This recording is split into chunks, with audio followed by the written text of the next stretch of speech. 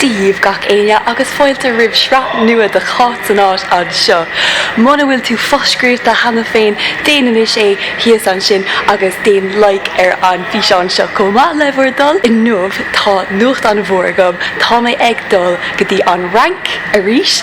Bhí mé sa rank cúpla mí ó hín, tá mé ag dul a ríis chun cuairte thabhairt ar mo griffóisiún agus tá sceithmíní an domhan orm. In nuamh dog mé ó Airfort Corcaigh agus deita mé an seo go Manchester sa riocht éaltathe agus tá mé an seo inis agus beag mé ag bordáil go luath agus ag dul ar etalt eile go níos mar táisiún ina cónaí in níos faoi láthair don saora agus beag an aimsear go háling, be míad ag taisteal timpeall na háite, timpeall an Riviera Fraince so tá mé ag tanú go mór leis seoling.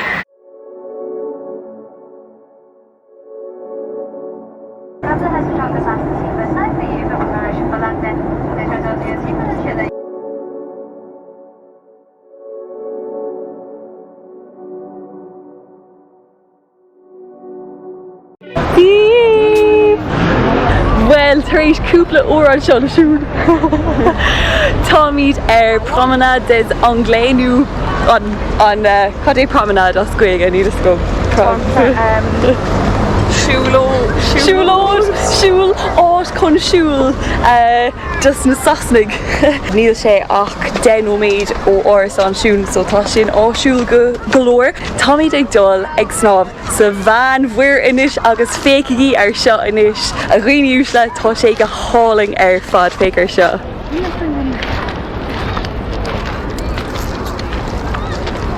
Tá anna chuid clochanna an seo an Tain Road ach seachas é sin tá sé firfa agus déirhin gohfuil an isce go bra so bud míad tanamh seo.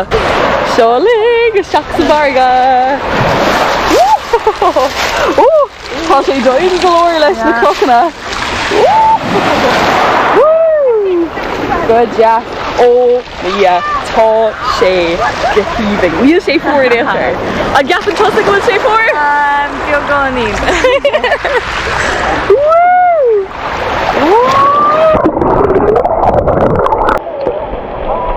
Tá seo bertha. I bhd níos teo ná in éireann ar é nós.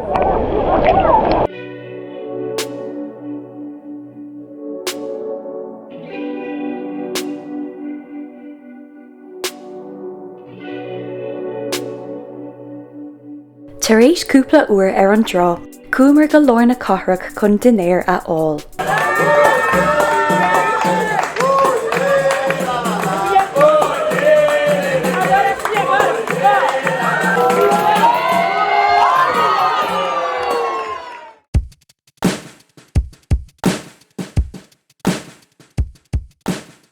Lads, an costas an seo, bhí sé seo go léir €2 de chréite ar fad. An lá sin cúmar ar géad Turas Lae go is. Is slí iontach é an tréin chun taisteal a dhéanamh timpeall an chósta. Tá sé réasúnta, tapig agus tána roiirceanna do chréite. Tá an sráidbhailte seo darbh anam is suite ar slíomh agus caithfear bus a thógáil ar na bóthar casta. 20 nóméid ó níos táú sa sráidbhailte glóta máníseach seo. Féiceann sé cosúla cuairte fuist ach má táú an seo i rith an thabhairt bí olibh. Bhí an smaoinemh céine ar gach trasóir eile nuair bhíos ann. Bhí sé plódathe. Ach leis na sráide na stairiúla agus na roiirceanna nádúrtha is fiú é fós. Tá an ábseo go háling. Turais is fuair an tréin go Monaco ach sin bhí seán eile. Díomh gach éine agus fáilte go Montan. Tá anna cuid obair ar siúil an seo faoi láthair. Tá mí díreach turais trise an seo ar an dréin, níl siach 20 nóméid ó Monaco agus tá míad ag dul ag snámh tarling.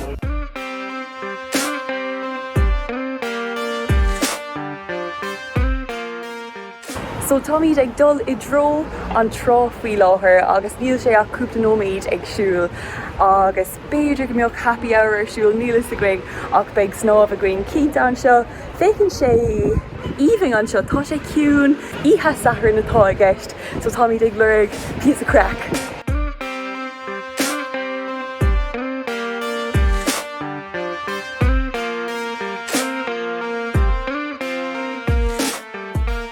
Daim siamar an trá Tommy an seo agus cosúla níos agus anna cuid an seo I deisceart na Fraince tá clochanna an seo na tránna ach tá sé fós go híbhing fad agus tá sé lehuairtarí sé seachtainna samil sé beag nach mór hochtaclog agus tá sé fós te beg an isce go híbhing déirthing agus tá míad chun ar scíligins le chéile.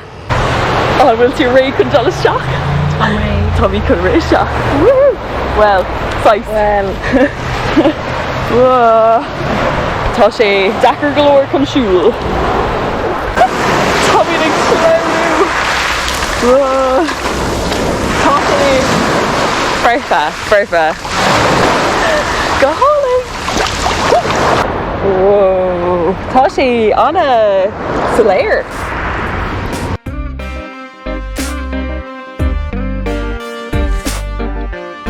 Tá chun boga an seo. Má dom!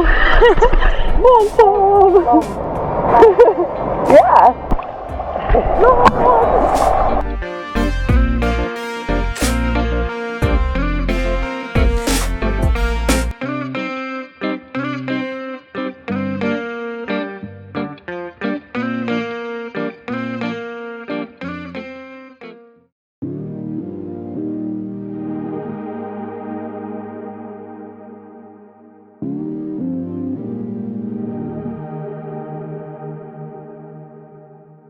Tá rá sa haigh an dheirfiúr an seo maidin. Tá sé anna humúil fud. Ale! Caithfidh mé a rá go brachan sé go maith chun a bheith an seo. Tá an saoil maith an seo. Tá sé a mu na sráidanna, bíonn daoine anna slán túil ag rathíocht agsúil gach lá, bíonn siad ag dul ag gcuir snáb, ag déanamh spórtanna uisce. Tá rudaí just go húntaach agus caithfidh tú a bheith I bheon deirfach agus tú an seo I Côte. Tá sé go hálaigh. Tá sé costasach sin an tain rud, tá sé mar an gceanna in éireann ach é sin ráite is fiú é. Dus na daithna seo, den aimseir seo, dus an slí bheatha seo, tá sé ferfa, tá brachan sé go húntaach chun a bheith an seo, caithfidh mé rá. Chahamar an maidin ag taiscéala an sean cathair. An seo feictar an gnáthhéal Frainceise. Daoine ag óla espresso na sráidanna cún, níocháin ag crocha ó na fuinóga agus dar nóig na hagla sí na cearnóga tradiisiúnta.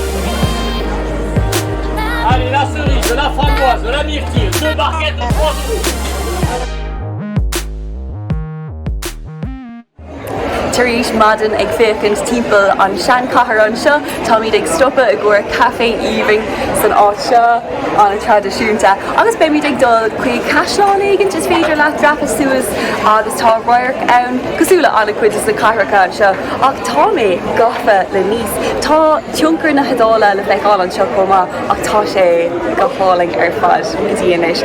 Tá grian graf I ngacháil tá sé ferfa cóglóta.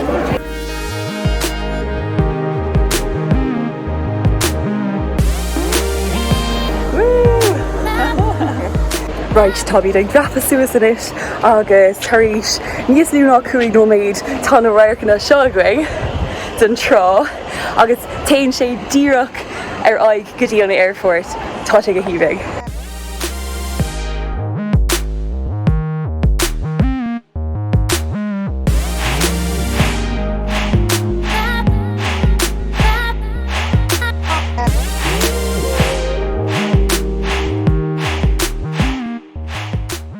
So tá míad ag an bar, thug sé sin níos lúná den nóméid, tá sé ferfa agus tá áit chun an roiarcha eáil an seo.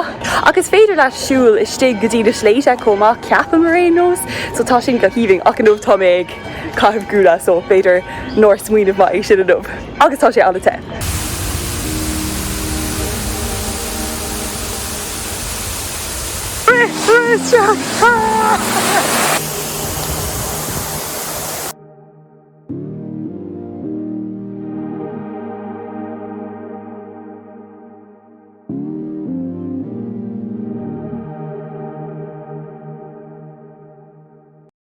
Tránna fuair méid tréin arís go ceann scríoba eile an tíb.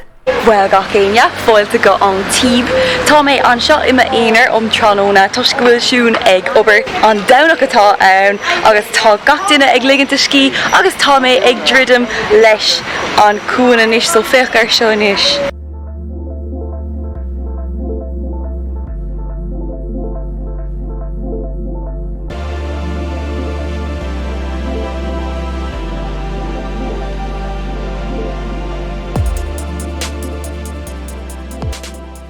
Tá an ceim seo ar díal.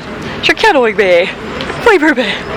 Tá mé díreach os cór an cúan an seo agus is féidir leis an sebhras a fheiceáil arís an seo in an tíb tá na bádanna na yacht is tóca an seo go híomhing cógalánta costasach déing ach fécinn siad go híomhing tá 6 seanballa taobh hirdom cuma ceapan grééis sin gur cathair mórtha í nó ba cathair mhórtha í an tíb agus tá sé sin fós le feiceáil so tá mé chun tríad a bhaint as a bheith ag siúltípa le háite agus cíimiid neadidir chalatá seo níl éon taide déanta gom ar an áit ach tá cúpla uair gom so séicálaigh mé amach é tarlam.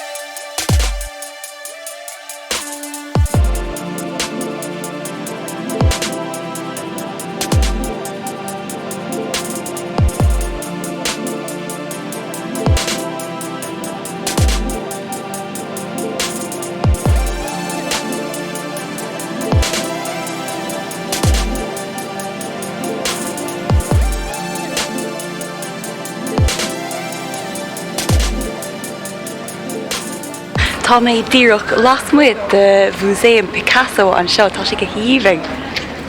Fergan of ála atá ann. Tuis go raibh Picasso ina cónaí an seo in an tíb agus timpeall Côte agus an Riviera Fraince le blianta. Cúla méid go raibh sé gafa leis an solas an seo gohfuil a sé 6 sa léir nó rud éigent. Na níl an táime gom foréir in nómh chun dul sig sa Muséum ach is tócha gohfuil sé go húntaach ar fad.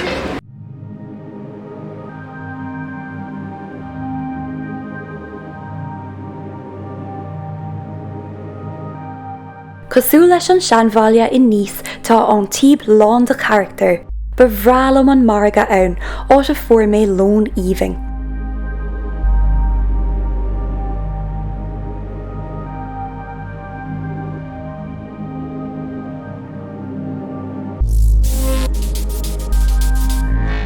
Taréis an seanbhaile a fheiceáil chuaigh mé go dtí an trá, an tain áit a chunig mé ar Côte le ganamh bog. Turais Turas Lae áling in an tíb, chuaigh mé tharneas go níos chun cúpla deoch a thógáil le siún agus a gcóirde an seo.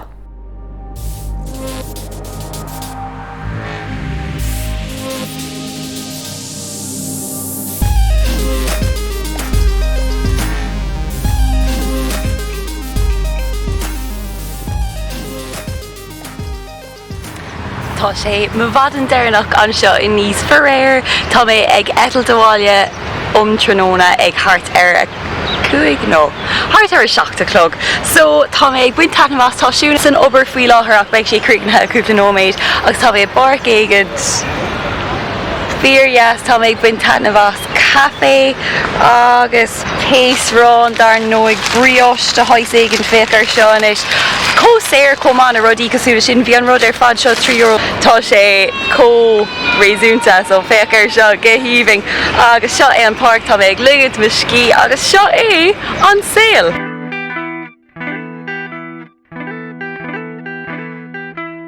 De réir dalrih is as an gréigis é anam na carach seo níos. Agus tagann sé ón bandia gréigach Nike.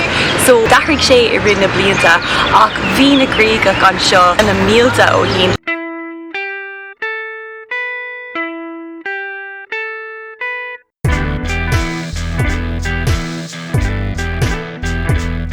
Nuair a bhí siún críochnatha leis an obair, thugam mar an tréin go áit íomhing eile ar an gcósta. Well gach céine tróna tá mé féin agus siún taréis Turas Lae nó leath Turas Lae a dhéanamh go sráidbhailte eile ar Côte sa Riviera Fraince. Dí go siún? Tá sí críochnatha leis an obair den lá agus tá míad inis sráidbhailte bheag darb anam Fraince agus níl sé 7 nóméid ó chathair níos ar an drain, so tá sé anna áisiúla ar fad éasca chun dul ar seo níl ach gástop ar an train agus tá tú an seo ach dain eile go thomláin atá a gcuing an seo tá sé beag ach tá trá den sco an seo agus comála sin tá sean chathair an cuma so tá míad chun dul agóir snáb ar an drá agus an sin dul agóir béla. Cosúla gach ile lá an seo ach sin an saoil le bhíte bheile tá an saoil an seo go híomhing. Féidir an trá seo?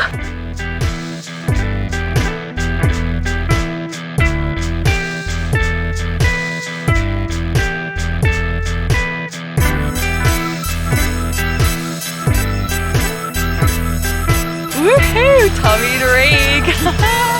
Calculor, Tommy the Dollar Snob! Shunning! Cosúla Lae Snaba! Okay, Tommy could lay with Shaq. We'll Tommy could lay with Shaq. Oh no! Okay, I'll copy. On shot. Okay, on shot. 3, 2, head.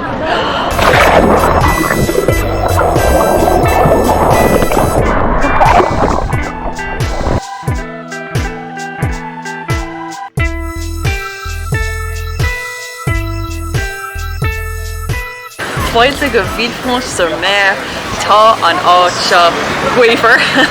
Oh yeah. Ach tá sé go híomhing. So tá míad a mílin áirtha is darb anam the Good Mood Cafe, the Good Mood Cafe. Agus tá míad ag fáil dinéir mar beag mé ag dul go dtí an airport for réir nóair rachmíad ar asca níos a rís mar caiigh mé dul bháile. Níl fóidir.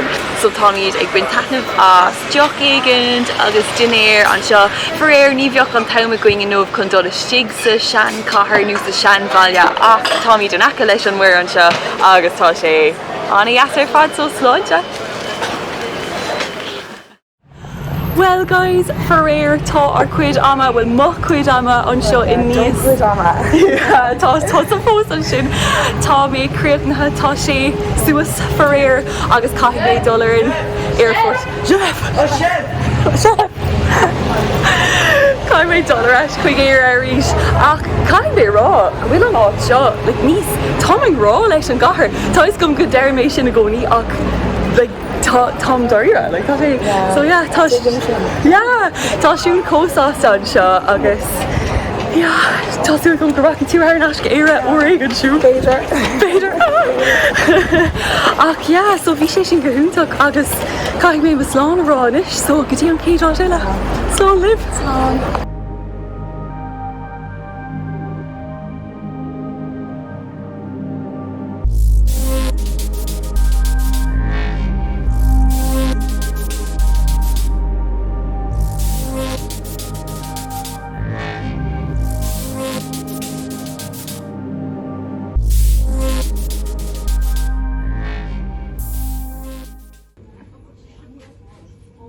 Tá bola áling ar na blána seo.